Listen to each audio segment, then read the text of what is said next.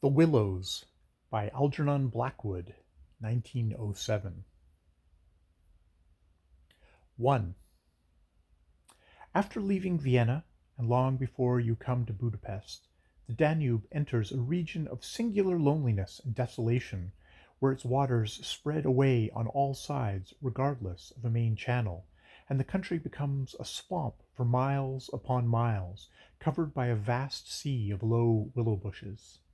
On the big maps this deserted area is painted in a fluffy blue, growing fainter in color as it leaves the banks, and across it may be seen in large straggling letters the word Sumpfi, meaning marshes. In high flood this great acreage of sand, shingle beds, and willow-grown islands is almost topped by the water, but normal seasons the bushes bend and rustle in the free wind, showing their silver leaves to the sunshine in an ever-moving plain of bewildering beauty.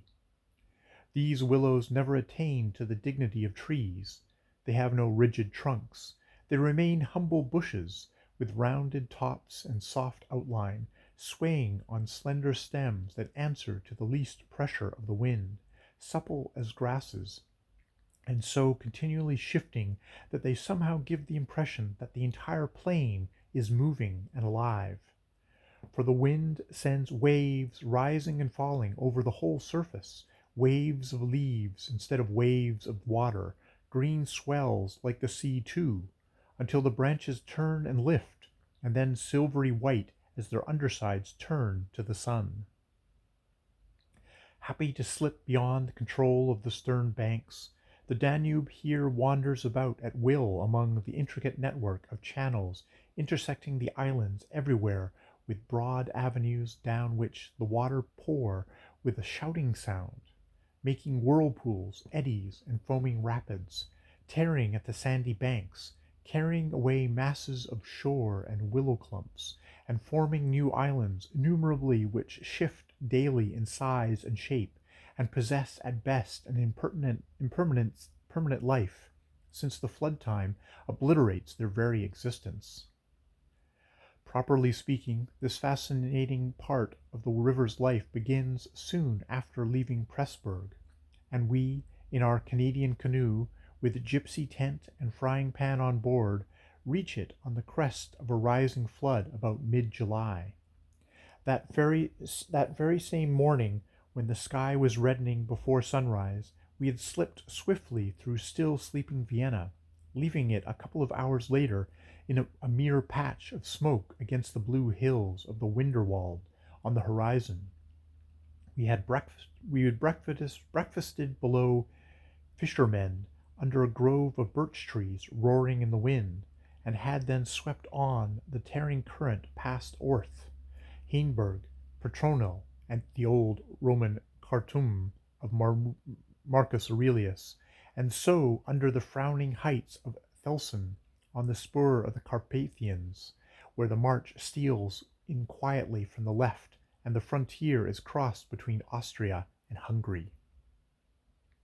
Racing along at 12 kilometers an hour soon took us well into Hungary, and the muddy waters, sure sign of flood, sent us aground on many a shingle bed, and twisted us like a cork in many a sudden belching whirlpool before the towers of Pressburg, Hungarian Prosny, showed against the sky, and then the canoe, leaping like a spirited horse, flew at top speed under the grey walls, negotiated safely the sunken chain of the Phlegian Bruckle ferry, turned the corner sharply to the left, and plunged on yellow foam into the wilderness of islands, sandbanks, and swamplands beyond, the land of the Wllws.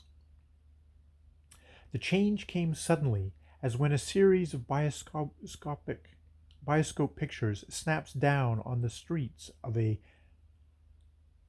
town and shifts without warning into the scenery of lake and forest. We entered the land of desolation on wings, and in less than half an hour there was neither boat, nor fishing hut, nor red roof, nor any single sign of human habitation and civilization within sight.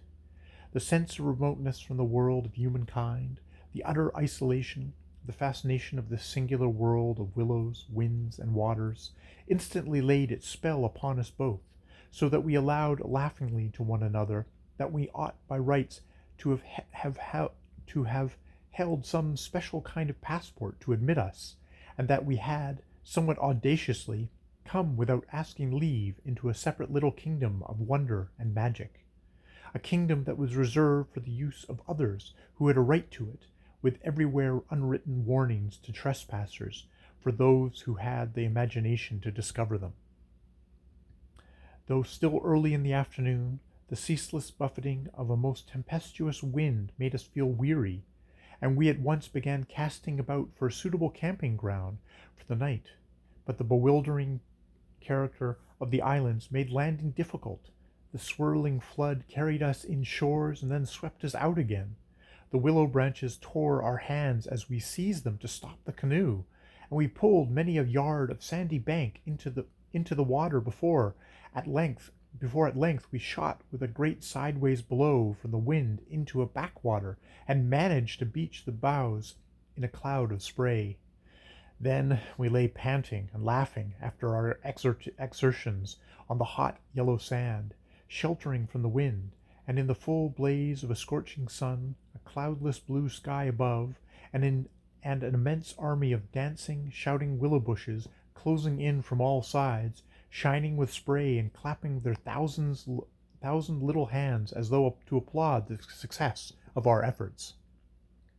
"What a river!" I said to my companion, thinking of all the way we had traveled from the source in the Black Forest, and how he had often been obliged to wade and push in the upper shallows at the beginning of June.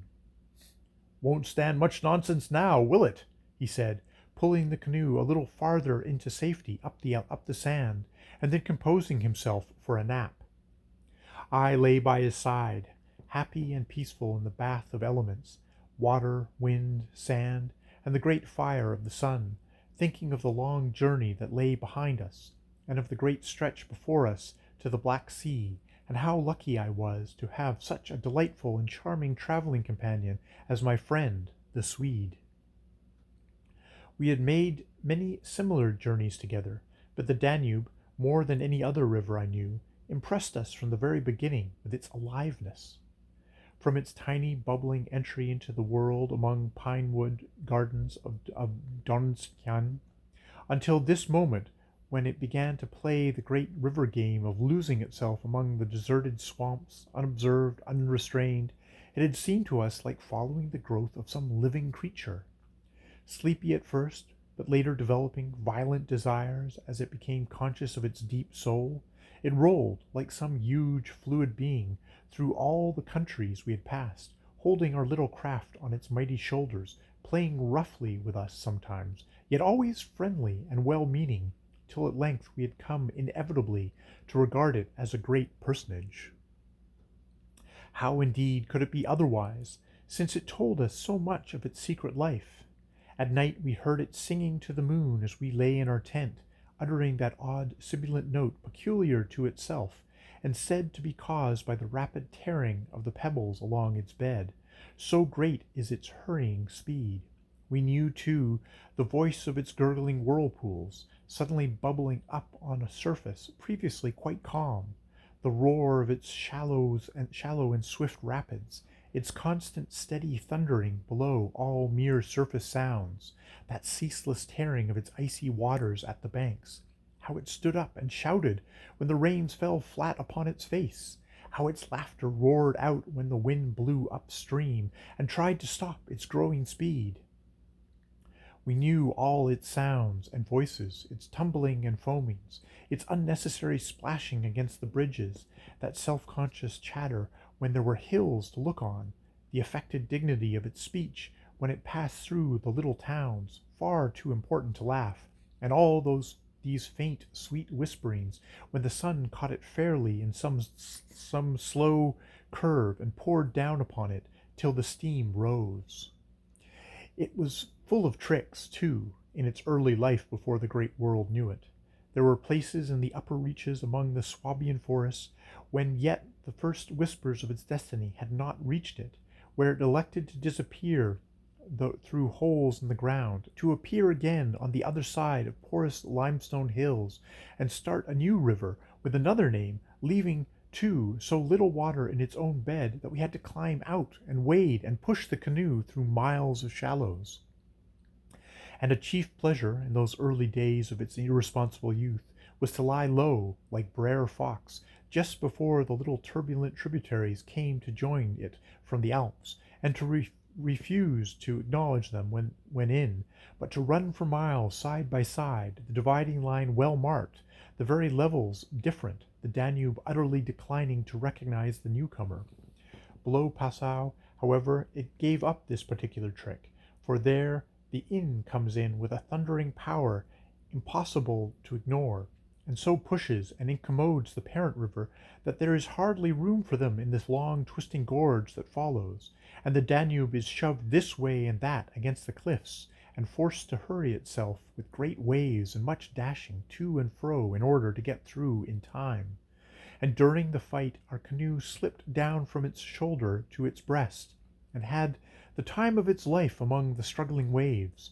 But the Inn taught the old river a lesson, and after Passau it no longer pretended to ignore new arrivals. This was many days back, of course, and since then we had come to know other aspects of the great creature, and across the Bavarian wheat plain of Strauberging she wandered so slowly under the blazing June sun that we could well imagine only the surface were only the surface inches were so she wandered so slowly under the blazing sun that we could well imagine only the surface were water inches. God damn it. She wandered so slowly under the blazing June sun that we could well imagine only the surface were water, while below there moved, concealed as by a silken mantle, a whole army of undines, passing silently and unseen down to the sea, and very leisurely too, lest they be discovered. Much too we forgave her because of her friendliness to the birds and animals that haunted the shores. Cormorants lined the banks in lonely places in rows like short black palings. Gray crows crowded the shingle beds. Storks stood fishing in the vistas of shallower water that opened up between the islands, and hawks, swans, and marsh birds of all sorts filled the air with glinting wings and singing, petulant cries. It was impossible to feel annoyed with the river's vagaries after seeing a deer leap with a splash into the water at sunrise and swim past the bows of the canoe, and often we saw fawns peering at us from the underbrush, or looked straight into the brown eyes of a stag as we charged full tilt around a corner and entered another reach of the river. Foxes, too, everywhere haunted the banks, tripping daintily among the driftwood, and disappearing so suddenly that it was impossible to see how they managed it.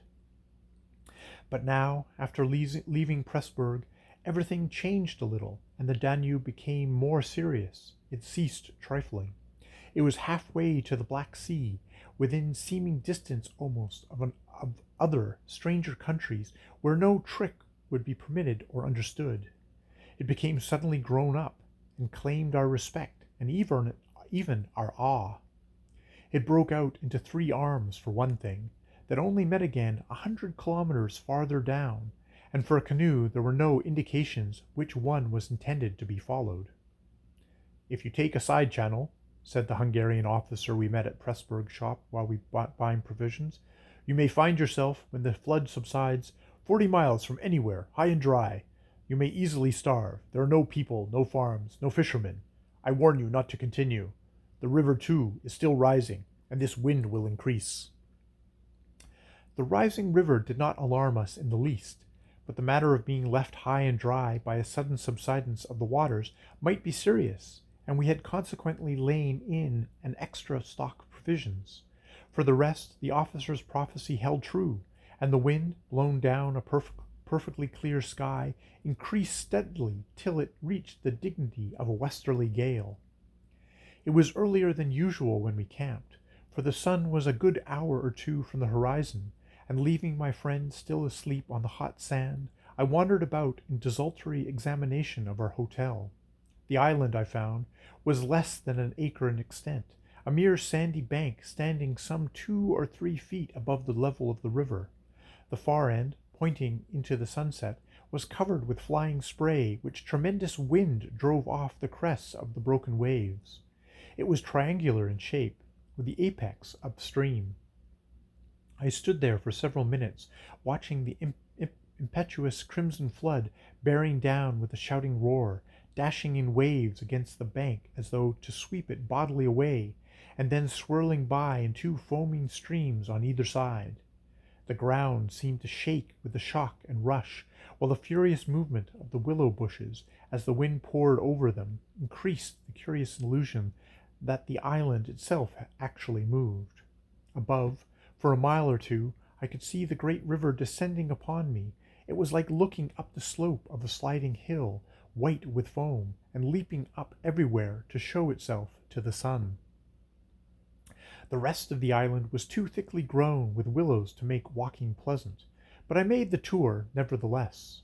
From the lower end the light, of course, changed, and the river looked dark and angry. Only the backs of the flying waves were visible, streaked with foam and pushed forcibly by the great puffs of wind that fell upon them from behind. For a short mile it was visible, pouring in and out among the islands, and then disappearing with a huge sweep into the willows, which closed about it like a herd of monstrous antediluvian creatures crowding down to drink. They made me think of gigantic sponge-like growths that sucked the river up into themselves. They caused it to vanish from sight. They herded there together in such overpowering numbers. Altogether it was an impressive scene, with its utter loneliness, its bizarre suggestion, and, as I gazed long and curious, a singular emotion began to stir somewhere in the depths of me. Midway in my delight of the wild beauty, there crept, unbidden and unexplained, a curious feeling of disquietude, almost of alarm. A rising river, perhaps, always suggests something of the ominous. Many of the little islands I saw before me would probably have been swept away by the morning. This resistless, thundering flood of waters touched the sense of awe. Yet I was aware that my uneasiness lay deeper far than the emotions of awe and wonder. It was not that I felt,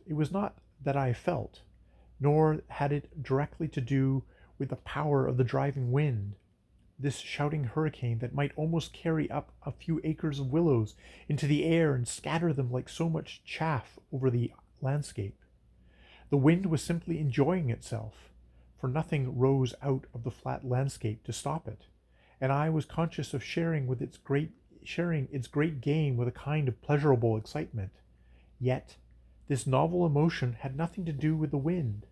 Indeed, so vague was the sense of distress I experienced that it was impossible to trace it to its source and deal with it accordingly, though I was aware somehow that it had to do with my realization of our utter insignificance before this unrestrained power of the elements about me.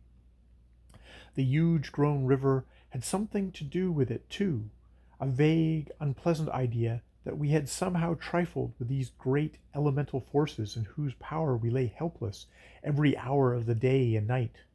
For here, indeed, they were gigantically at play together, and the sight appealed to the imagination.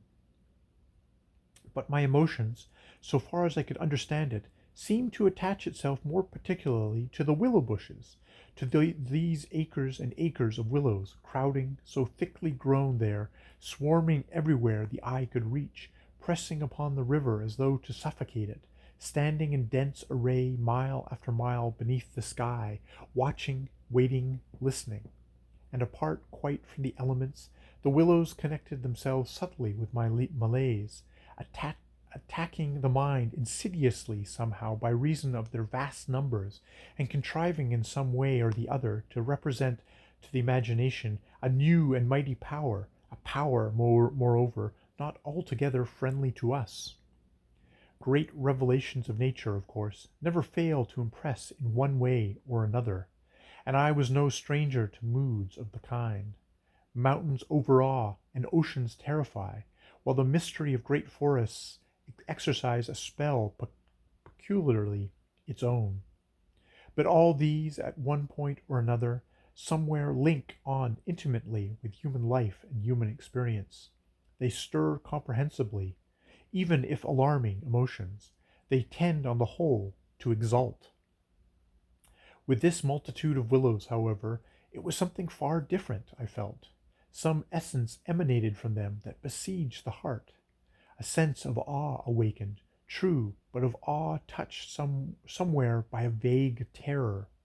Their serried ranks, growing everywhere darker about me as the shadows deepened, moving furiously yet softly in the wind, woke in me the curious and unwelcome suggestion that we had trespassed here upon the borders of an alien world, a world where we were intruders, a world where we were not wanted or invited to remain, where we ran grave risks, perhaps.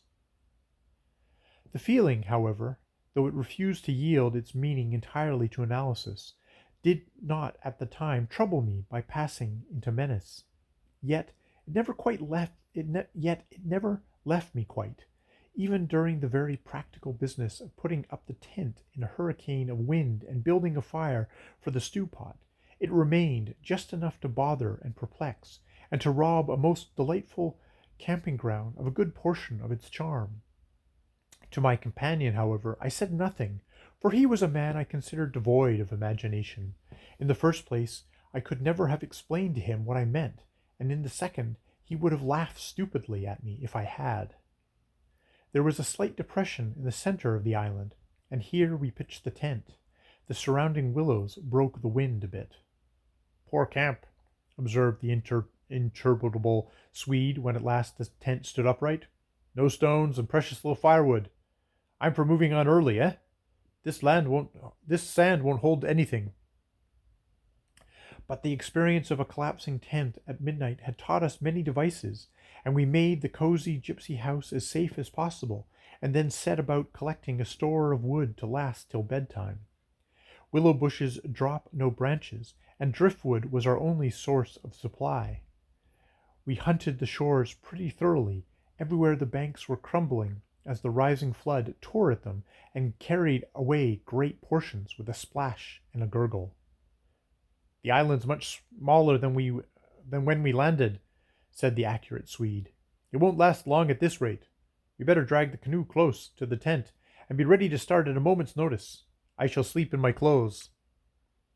He was a little distance off, climbing along the bank, and I heard his rather jolly laugh as he spoke. "By Jove!" I heard him call, moments later, and turned to see what had caused his exclamation. But for the moment he was hidden by the willows, and I could not find him. "What in the world's this?" I heard him cry again, and this time his voice had become serious. I ran up quickly and joined him on the bank. He was looking over the river, pointing at something in the water. "Good heavens, it's a man's body!" he cried excitedly. "Look!" A black thing, turning over and over in the foaming waves, swept rapidly past. It kept disappearing and coming up to the surface again.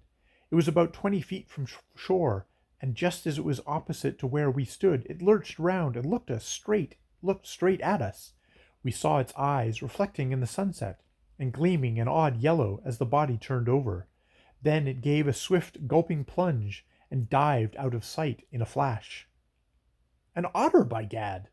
we exclaimed in the same breath, laughing. It was an otter, alive and out on the hunt, yet it had looked exactly like the body of a drowned man turning helplessly in the current. Far below, it came to the surface once again, and we saw its black skin, wet and shining in the sunlight. Then, too, just as we turned back, our arms full of driftwood, another thing happened to recall us to the river bank. This time it really was a man, and what was more, a man in a boat. Now a small boat on the Danube was an unusual sight at any time, but here, in this deserted region, at this flood time, it was so unexpected as to constitute a real event. We stood and stared. Whether it was due to the slanting sunlight or the refraction from the wonderfully illuminated water, I cannot say, but whatever the cause, I found it difficult to focus my sight properly upon the flying apparition. It seemed, however, to be a man standing upright in a sort of flat-bottomed boat, steering with a long oar, and being carried down the opposite shore at a tremendous pace. He apparently was looking across in our direction, but the distance was too great and the light too uncertain for us to make out very plainly what he was about. It seemed to me that he was gesticulating and making signs at us.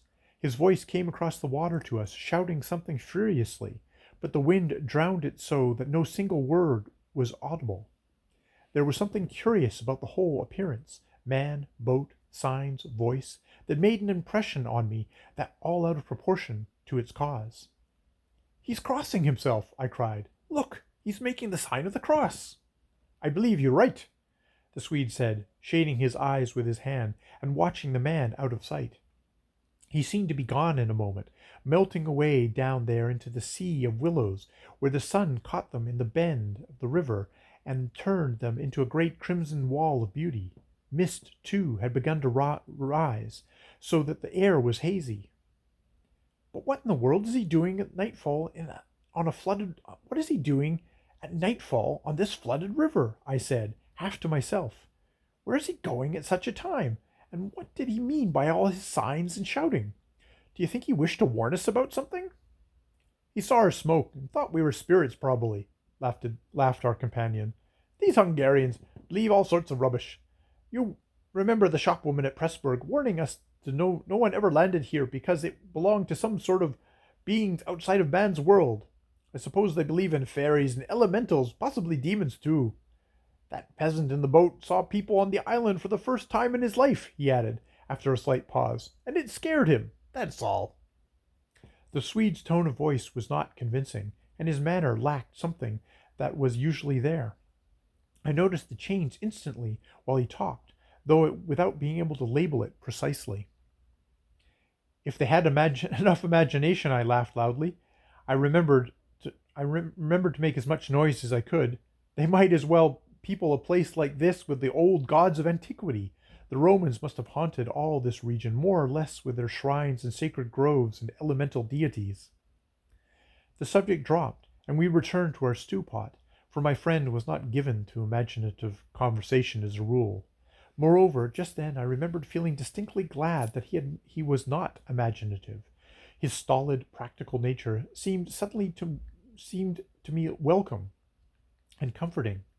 It was an admirable temperament, I felt. He could steer down rapids like a red Indian, shoot dangerous bridges and whirlpools better than any white man I ever saw in a canoe. He was a grand fellow for an adventurous trip, a tower of strength when untoward things happened. I looked at his strong face and light curly hair as he staggered along under his pile of driftwood, twice the size of mine, and I experienced a feeling of relief. Yes, I was distinctly glad just then that the Swede was what he was, and that he had never made remarks that suggested more than they said. "The river's rising, though," he added, as if following out some thoughts of his own, and dropping his load with a gasp. "This island will be under water in 2 days if it goes on." "I wish the wind would go down," I said. "I don't care a fig for the river." The flood, indeed, had no terrors for us. We could get off at 10 minutes' notice, and the more water the better we liked it. It meant an increased current and an obliteration of the treacherous shingle beds that so often threatened to tear the bottom out of our canoe. Contrary to our expectations, the wind did not go down with the sun. It seemed to increase with the darkness, howling overhead and shaking the willows round us like straws. Curious sounds accompanied it sometimes, like the explosion of heavy guns, and it fell upon the water and the island in great flat blows of immense power. It made me think of the sounds a planet must make. We could only hear it driving along through space. But the sky kept wholly clear of clouds, and soon after supper the full moon rose up in the east and covered the river and the plain of shouting willows with a light like day. We lay on the sandy patch beside the fire, smoking, listening to the noises of the night round us, and talking happily of the journey we had already made and of our plans ahead.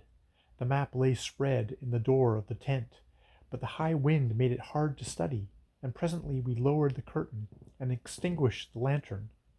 The firelight was enough to smoke and see each other's faces by, and the sparks flew about overhead like fireworks.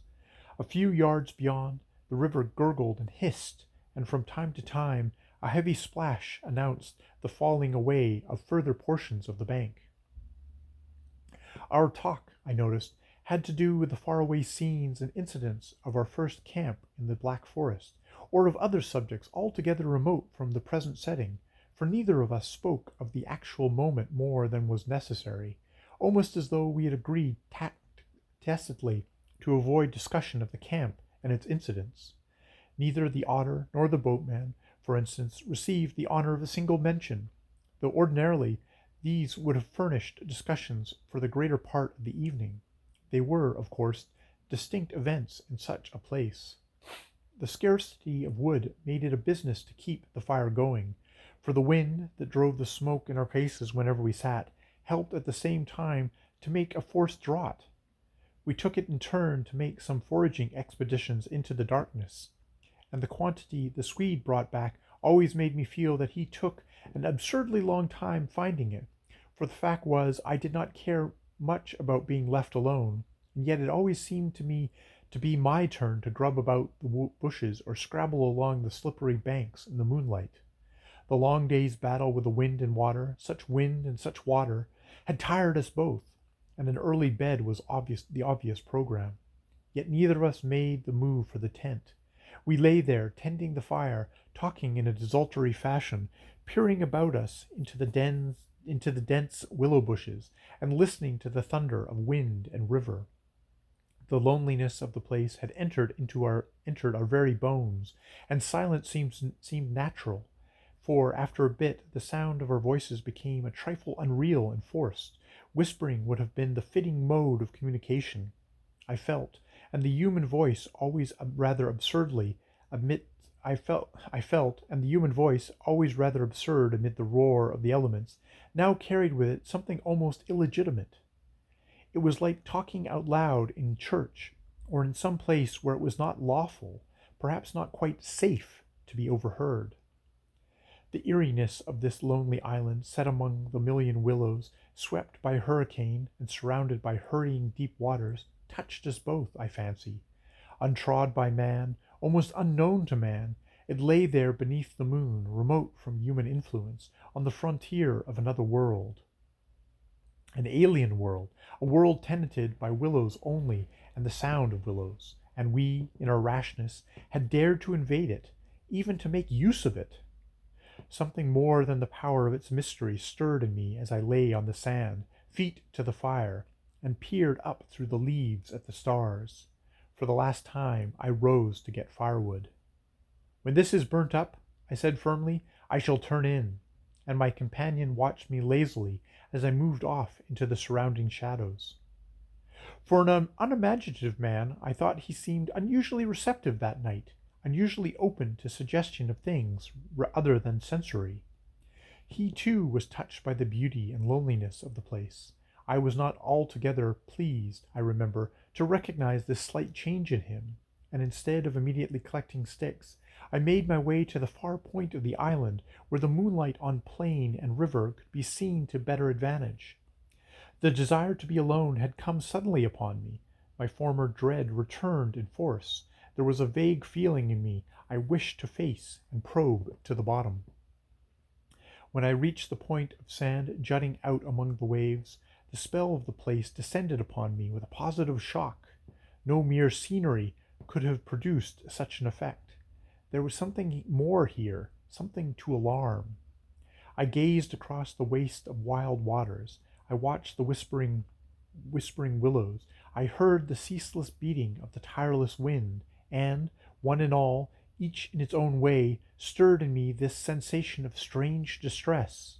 But the willows especially, for ever they went on chattering and talking amongst themselves, laughing a little, shrilly crying out, sometimes sighing.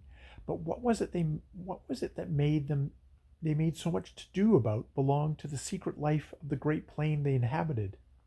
It was utterly alien to the world I knew, or to that of the wild yet kindly elements. They made me think of a host of beings from another plane of life, another evolution altogether, perhaps all discussing a mystery known only to themselves. I watched them moving busily together, oddly shaking their big, bushy heads, twirling their myriad leaves even when there was no wind. They moved of their own will, as though alive. They touched, by some incalculable method, my own keen sense of the horrible. There they stood in the moonlight, like a vast army surrounding our camp, shaking their innumerable silver spears defiantly, formed all ready for attack. The psychology of places, for some imaginations at least, is very vivid. For the wanderer especially, camps have their note, either of welcome or rejection. At first it may not always be apparent, because the busy preparations of tent and cooking prevent, but with the first pause, after supper usually, it comes and announces itself, and the note of this willow camp now became unmistakably plain to me. We were interlopers, trespassers. We were not welcomed. The sense of unfamiliarity grew upon me as I stood there watching. We touched the frontier of a region where our presence was resented. For a night's lodging we might perhaps be tolerated, but for a prolonged and inquisitive stay, no. By all the gods of the trees and the wilderness, no. We were the first human influences upon this land, and we were not wanted. The willows were against us. Strange thoughts like these, bizarre fancies, born I know not whence, found lodgment in my mind as I stood listening. What, I thought, if after all these crouching willows proved to be alive? If suddenly they should rise up, like a swarm of living creatures, marshaled by the gods whose territory we had invaded, sweep towards us off the vast swamps, booming overhead in the night, and then settle down? As I looked, it was so easy to imagine they actually moved, crept nearer, retreated a little, huddled together in masses, hostile, waiting for the great wind that should finally start them a-running. I could have sworn their aspects changed a little, and their ranks deepened and pressed more closely together.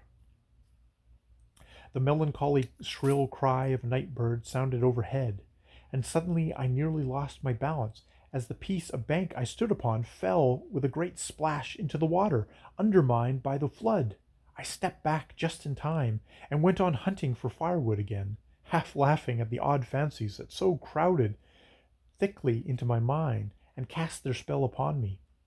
I recalled the Swede's remark about moving on next day, and I was just thinking that I fully agreed with him when I turned with a start and saw the subject of my thoughts standing immediately in front of me. He was quite close. The roar of the elements had covered his approach. "You've been gone so long," he shouted above the wind. "I thought something must have happened to you." But there was that in his tone, and a certain look in his face as well, that conveyed to me more than his usual words. And in a flash I understood the real reason for his coming. It was because the spell of the place had entered his soul too, and he did not like being alone. "River still rising," he cried, pointing to the flood in the moonlight, "and the wind simply awful." He always said the same things, but it was the cry for companionship that gave the real importance to his words. "Lucky," I cried back. "Our tent's in the hollow. I think it'll hold all right." I added something about the difficulty of finding wood, in order to explain my absence, but the wind caught my words and flung them across the river, so that he did not hear, but just looked at me through the branches, nodding his head. "Lucky if we get away without disaster," he shouted, or words to that effect, and I remember feeling half angry with him for putting the thought into words, for it was exactly what I felt myself. There was disaster impending somewhere, and the sense of presentiment lay unpleasantly upon me. We went back to the fire and made a final blaze, poking it up with our feet. We took a last look round, but for the wind the heat would have been unpleasant. I put this thought into words, and I remember my friend's reply struck me oddly, that he would rather have the heat, the ordinary July weather, than this diabolical wind. Everything was snug for the night, the canoe lying turned over beside the tent, with both yellow paddles beneath her, the provision sack hanging from a willow stem, the washed-up dishes removed to a safe distance from the fire, all ready for the morning meal. We smothered the embers of the fire with sand, and then turned in. The flap of the tent door was up, and I saw the branches and the stars and the white moonlight. The shaking willows and the heavy buffeting of the wind against our taunt little house were the last things I remembered as sleep came down and covered all with its soft and delicious forgetfulness.